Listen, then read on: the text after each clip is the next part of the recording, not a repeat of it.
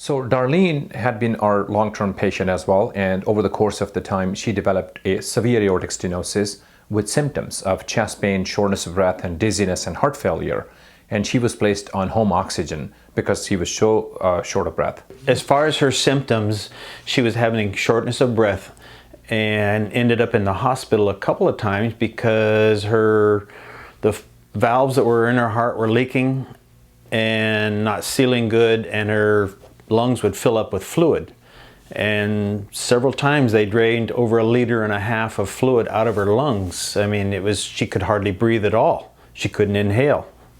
And all this fluid, and actually I guess the proper term is the fluid's not in the lungs, it's in the cavity between the lungs and the back of the lung.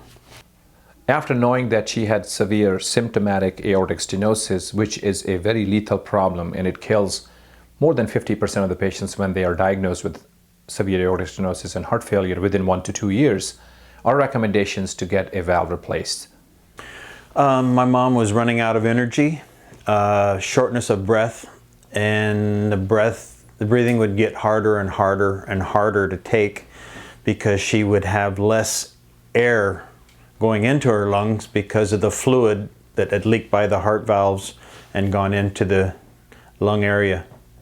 So after doing the workup and seeing the surgeons, it was determined by the heart team again that she will be a better suitable candidate for transcatheter aortic valve replacement, or TAVR. Her procedure lasted about, again, 1.5 to 2 hours, and she was in the hospital for about less than 48 hours and she went back home.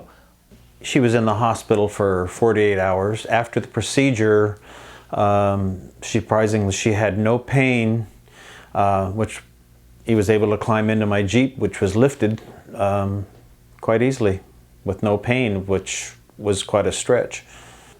And before we had performed the TAVR, or transcatheter aortic valve replacement procedure on Darlene, she was hardly able to walk. 48 hours after, when she was being discharged, she actually walked to her son's Jeep by herself and got into the Jeep by herself. So it was immediate relief and recovery. Amazingly better. She hasn't had any problem breathing. She uses oxygen still once in a while just to get the level back up,